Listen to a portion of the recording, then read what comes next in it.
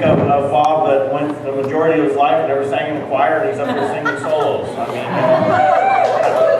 and anytime that we have some of our solos up here, they may have never sang a solo before, and we think, how many times have we allowed something that we've never done before to stop us from ever doing it? And so that's why I always think I love it when people break through those barriers that we imaginally create around ourselves that we think we can't move through. How many barriers do we have around love? You know, we've decided who we can love and who we can't in this world. We've decided whether we can love ourselves or not. How many of us are still trying to break through that barrier? Man, if we could just really break through and find out how magnificent and awesome and incredible we are, we might be able to show that to the rest of the world. And maybe we can disprove what our parents told us about ourselves or somebody else in your life. Said, you're not lovable. How many of us have had somebody in our life at one time or another in some way indicate to us that we were not lovable? 3. All right, great. The rest of you are all right. No wonder we have a hard time getting an audience in here. All right. So today we're going to look at serenity, and in a sense, it's what's going to assist us as we improve and expand our awareness of the power and principle. It is a spiritual principle of serenity, that it really assists us in deepening our awareness of how incredible we really are on the inside. And as we improve and enhance our awareness of serenity, we understand that when we come from that place in mind, in thought, in action, we make clear decisions. Have any of you ever made a chaotic decision from a place of, let's say, non-serenity? So we usually make better decisions when we are in a place of serenity. Like a time not to make a life-changing decision is in the middle of an argument with a loved one. That would not be the place of your most high. In fact, how many of you have had to spend a lot of money to get out of that place of the most high? Men, raise your hand. So we want to look at what does it take for us to establish a consciousness of serenity so that we can make decisions in our lives and in perhaps our cases of recovery, of releasing or healing our imperfect habits or behaviors that don't support us or our addictions, that as we become clear, we can come from that place of serenity and make clear decisions. And sometimes when we're in a state of serenity, we can actually evaluate ourselves pretty clearly. Because it's oftentimes a lack of self-evaluation and coming from a place of honesty that prevents us from making clear decisions. How often do we sit down and go, or in our time when we have some space to ourselves, and actually really evaluate ourselves? And go, wow, there's a place I could use just a little bit of change. In fact, if my partner was standing here right now, they'd say I need a lot of change. So, as we continue on this process of combining the teachings of New Thought with the powerful 12 steps of AA, we focus on today serenity. We started with step 3 of made a decision to turn our will and our lives over to the care of God as we understood God's. That we surrendered our powerlessness to a higher power. And the spiritual principle that we embraced last week is faith. So today we look at the promise of AA, which is the word of serenity. That we will comprehend the word serenity.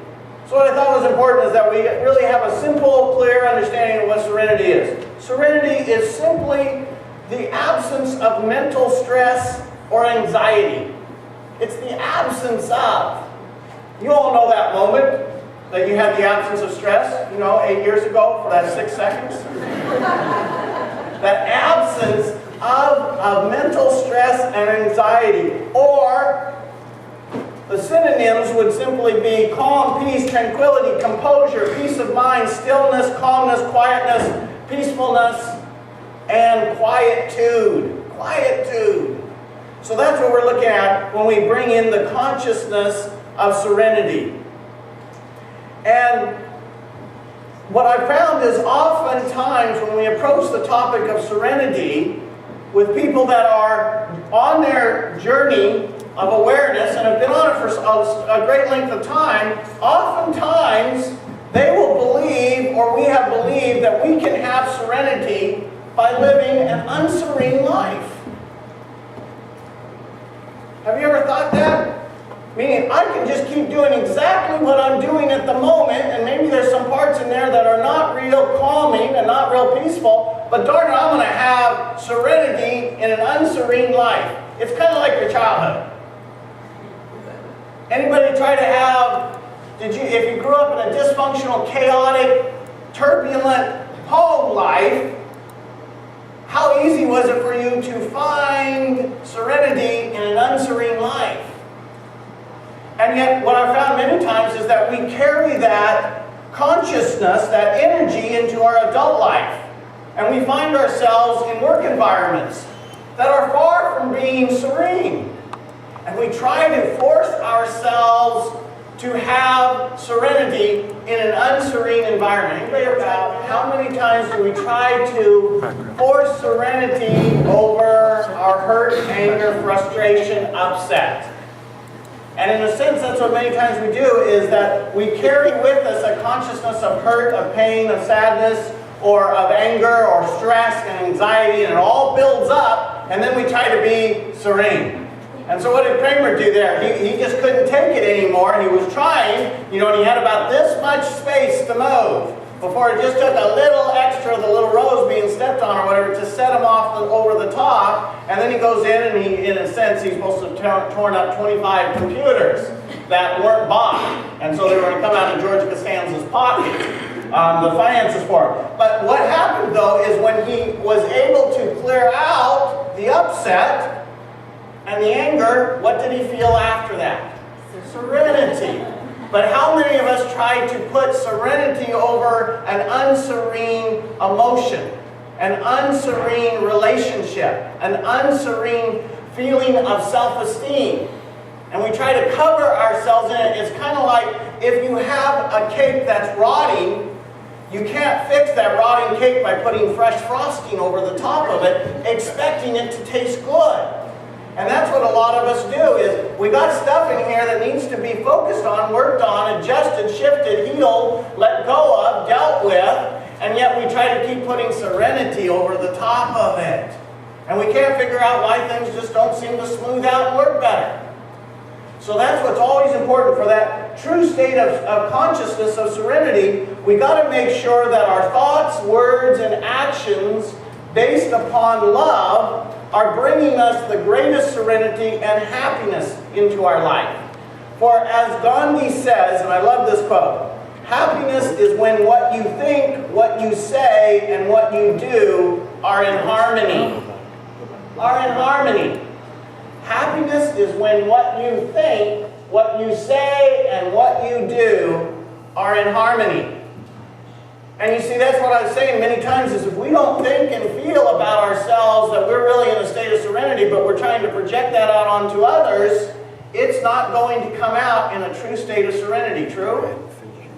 So isn't that a good thought? You see, the attainment of serenity of mind, which is actually freedom from the compulsion of incessant thinking, is open for everyone. And what Gandhi says is, and what I like about his view of happiness, is that I need to get three things in harmony in my life. My thoughts, my words, and my actions. They can't be disjointed. And the result of such harmony is a healthy self-image based in reality. That means that if my thoughts and words and actions that are based upon love will bring me the greatest serenity and happiness into my life. So that's why we're always working on our self-love, on our love of self. Is that if we can move to the point that what we say and that what we do, our actions, what we say, our words, and what we think, our thoughts, and if they're healthy about myself, then guess what? I will be happy with those around me. But I can't have my thoughts, my words, or my actions, any one of those three, out of balance, out of alignment, or wounded, or unhealthy in some way. It's all about action. I cannot intellectualize and read about happiness and wake up one day and be happy. How many of us think that if we just read enough, we just listen to enough of other people, and we just focus enough out here, that we can find that sense of happiness? It just doesn't work that way. At least it's never worked that way for me. In order to do the right things, which is the action, I have to think them first, which is the thought. That is why it is important to realize this journey that we're all on, it is a process. It's not a done deal 3 days from now. It is a process. It takes practice, and it gets easier over time. Eventually, the right thoughts are the first to come into our mind, followed by the right actions. The natural result being self-respect and a positive self-image based in reality. And I will use the phrase based in reality is because many times we confuse our actions with our intentions. Have any of you ever done that? You have this good intention to do something, and so you think because you have that good intention, you don't actually have to do the action that goes with that good intention. So you feel good about the intention that you've always had, but you've never actually done the action, but you have the intention, and you're happy with that intention. It's kind of like the intention of to lose weight. Anybody have that intention? And you feel good about it. And so you have that Diet Coke with the French fries and hamburger. Because you have that intention. But to follow through with the action. And have any of us ever had a hard time shifting from intention to action? A time or two? I use the phrase because what's important is many times I've had the best of intentions but didn't always follow up with the best actions. And the truth is, and this is a truth that I should say, at least always remind us of once a month, is we are judged by our actions, not by our intentions. And if we woke up every day when we got out of bed going, man, I'm judged by my actions. So I want my actions to speak of who I really am on the inside. And the truth is they do through the law of mental equivalence, which is one of the most powerful spiritual principles that New Thought teaches. The law of mental equivalence. I am judged by my actions, not my intentions. So I let my actions then will speak for who I am on the inside, and that is never, never not the truth. My intentions speak, and my actions speak for who I am. And so that's why we're always looking at how healthy is the place from which our actions are being sourced from. That's why we're always looking at, man, if I pray, if I spend time meditating, if I spend time healing anything that is inside of me that doesn't produce healthy actions, eventually I'm going to get down to ground zero, which is the foundation of my true, real, powerful, authentic self. That's what is underlying all of us. It has never changed, it's never gone away, it's just that we've covered it up at times. And so what we're always looking for is that when we spend time in meditation, we do quiet the mind, we do find that place in serenity, which is often the space between our words, the space between our thoughts. It is that space where there is quiet, where there is stillness, where there is solitude. I can then tap into and get a glimpse and an awareness of how magnificent I am in that higher realm of consciousness. And when I'm in that space, which I am right at this moment, I can go into that space and bring that energy into my real world. And then my actions begin to line up with my higher self, because this middle ground that energy sometimes gets swirling around in doesn't always come out in the most positive of ways. Have any of us taken our infinite source of energy and it gets swirled around through this thing we call our soul? It comes out into our body, which is our body of our life. And sometimes what comes out in this surrounding area isn't to those around us, to their highest good or to our highest good. Have you ever noticed that? So that's what we're trying to get, is that the energy that pours into us is that when it swirls around, it comes out about the same. It doesn't get all distorted. It comes out pure. Is that making sense? Or am I the one who's enjoying this? I like it. Kind of feeling good. I'm thinking, man, I want to hang out in that place of serenity. I want to just kind of elevate my to it, and when I get in there, boy does it feel calm, boy does it feel clear. Man, can I see what's happening in the world in a much clearer picture than when I'm in a state of chaos and confusion. Or my normal everyday self. I love what Nathaniel Branden, the father of self-esteem, who I've quoted many times, I've been quoting in Free the Heart for 20 years, he was one of the great first inspirational teachers that assisted me in really changing my awareness of how important self-esteem was in life when I was 22 years old, when I was handed the book, Psychology of High Self-Esteem. And what he says about this change, this shift, this transformation is the first step towards change is awareness. The second step is acceptance. But it's becoming aware of who we are. The first step to inner peace and happiness is awareness. The awareness that something needs to change.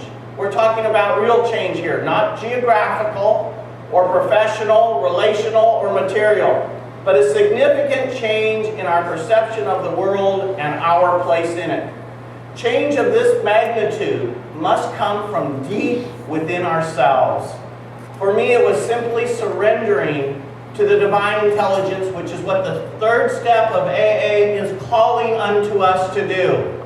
To surrender our little egotistical self to the supreme intelligent creation of life. To let go of the belief that we are in charge of producing the world's affairs. The world will do okay without us in charge of production. But to surrender knowing that everything, including what is taking place in Japan, is for the highest and best good of our community that we call global Earth at large. And that's hard to see. That's hard to surrender that thought. When you're in the middle of catastrophic destruction, it's hard to see the good. But I'll tell you from being at the bombing in Oklahoma City in '95, if you go back to Oklahoma City now and go downtown and saw it pre-bombing time to after the bomb that went off at the Mirror Building, complete revitalization. How many times do we see a forest fire as destructive and we come back 10 years later and we see a brand new fresh forest growing? Albert Einstein said, he was a person of somewhat intelligence, I've heard. I love this quote. He says, we can't solve problems by using the same kind of thinking we used when we created them. So how many of us try to find a place of serenity in our mind, but we're not shifting anything, and we're trying to approach it the same way that we approach, I don't know, going to the grocery store or cleaning our dishes? That we think we can do it by doing the exact same thing over and over. So if I ask you, what are some of the things in your life that you've become aware of that need change? And we've said this year, as we declared what our theme was, our theme for the year is to be a vessel for transformation, which is complete change. So you are that vessel for change to occur within you. And when you look inside, starting with your physical appearance, with your mental stability, with your emotional state of mind, with your thought processes, with your awareness and your relationship to that higher power, is there any room in there for change to occur? And how open-minded are you? And how much are you willing to soften your heart to embrace the change? To get something you never had, you have to do something that you never did. When it appears the universe has taken something from your grasp, the universe is not punishing you, but merely freeing your hands to receive something better. And if we could affirm this together, it's going to come up here on the screen. And this is what I want to reassure you as your truth, perhaps, as a suggestion for truth, is the will of God will never take you where the grace of God will not protect you. Say that with me. Okay. Where well, it's coming up here on the screen here. In a moment, I'll make it easy on you. And maybe not. Here we go. The will of God will never take you where the grace of God will not protect you.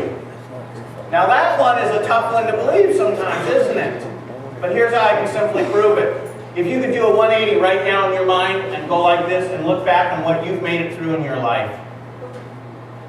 You know the toughest times that you ever made it through? You know those top 10, the top 20, the top 30, the toughest moment you made it through in your life? Where you didn't think maybe you were going to do it? It may have been one of the toughest moments. Or you've had extended periods like that where you didn't know how you were going to get out of bed the next day, you didn't know how you were going to get through the next hour, you didn't know how you were going to survive the next minute. But here you are. Here you are. What is it that you believe got you through those moments? And please don't be so naive and tell me it was you. Please don't be that naive. To believe that you are that separate from God. Because it's at that time, in our most difficult moments, that higher intelligence of the universe carries us through it. The universe doesn't disappear when there's a fire in the forest. Instead, it replenishes and regrows and creates new growth. Guess what happens to us out of our most difficult times? Is that we grow. Growth comes out of our most difficult times. What do you think causes that growth to occur? You? No. And when we become in tune with that energy, it's then that we often find ourselves in the most quiet moments of serenity. I really have come through the 5 most turbulent years of my life. And I look at what caused I had to give up everything that I knew to be true about myself. True about where I lived, true about the friends I had, true about everything. And I look at what I made it through to get to this point that I can stand here before you on March 20th, 2011 in Canada, giving a sermon to a church that I am falling more in love with every day.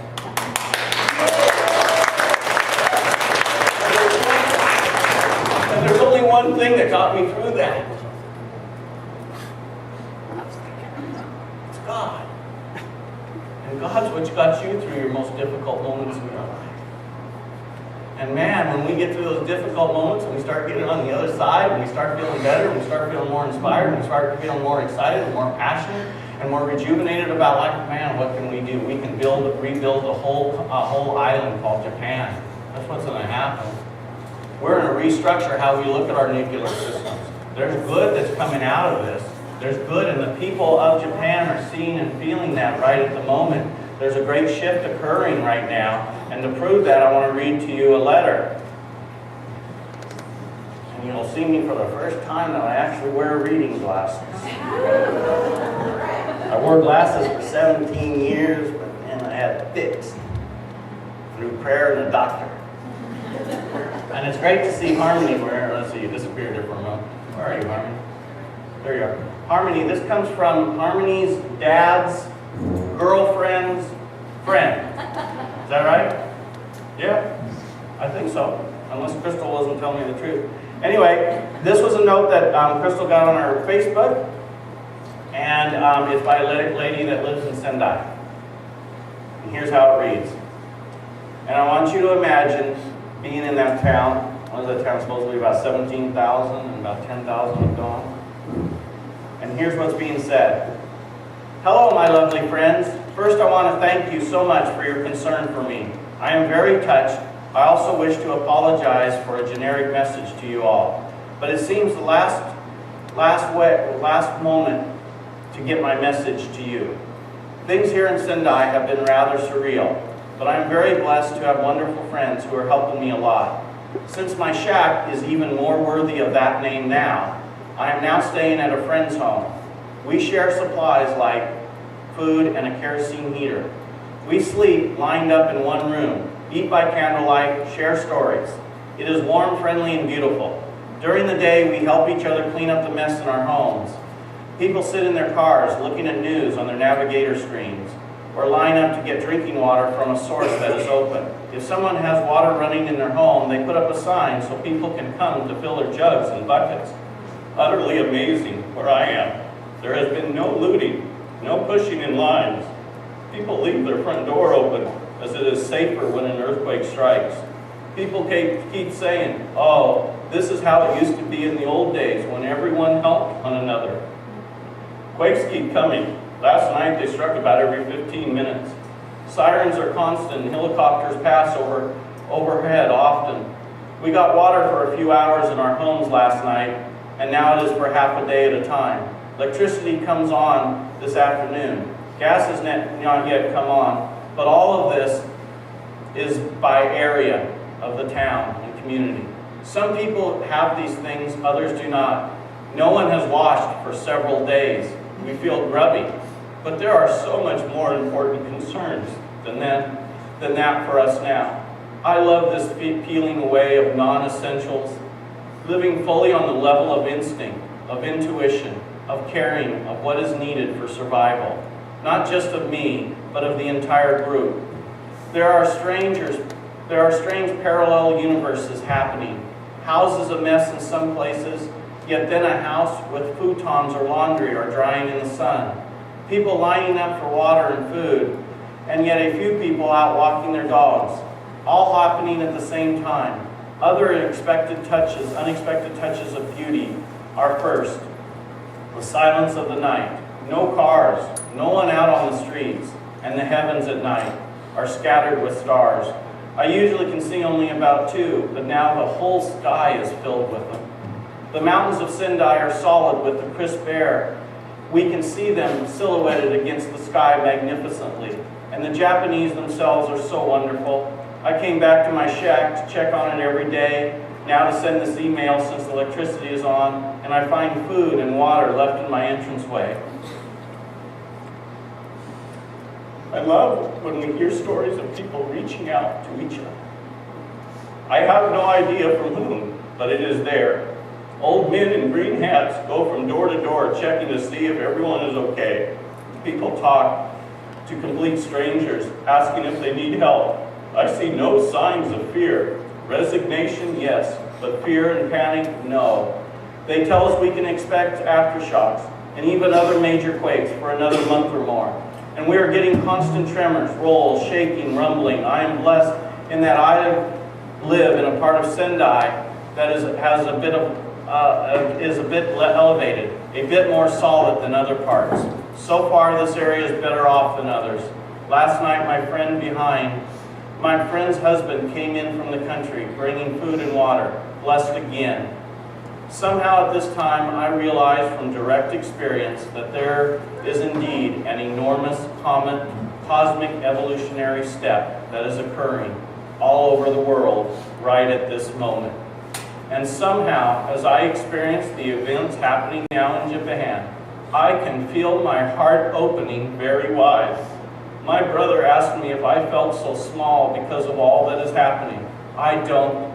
Rather, I feel as part of something happening that is much larger than myself. This wave of birthing worldwide is hard and yet magnificent. Thank you again for your care and love of me. With lots of love in return to you all. Your name was Annie.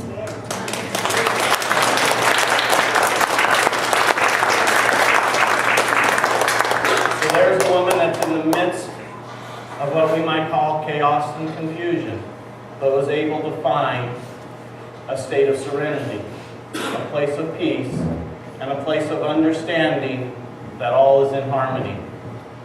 That's surrender at its finest. That's having faith that everything is going to work out to the highest and best good of all involved. I'd like to end with the third step prayer that has become known as the third step prayer. And it reads like this: God, I offer myself to Thee, to build with me and to do with me as Thy wilt. Relieve me of the bondage of self, that I might be better to do Thy will. Take away my difficulties, that victory over them may bear witness to those I would help of Thy power. Thy love and Thy way of life, may I do Thy will always. So we're always being guided to that state of serenity. Sometimes when our life seems at the most chaotic, it's maybe at that moment that when we become clear in our thinking, that it's important that we can step back and get in tune with our higher power and become clear in our thoughts, in our actions, and in our behaviors. May we pray.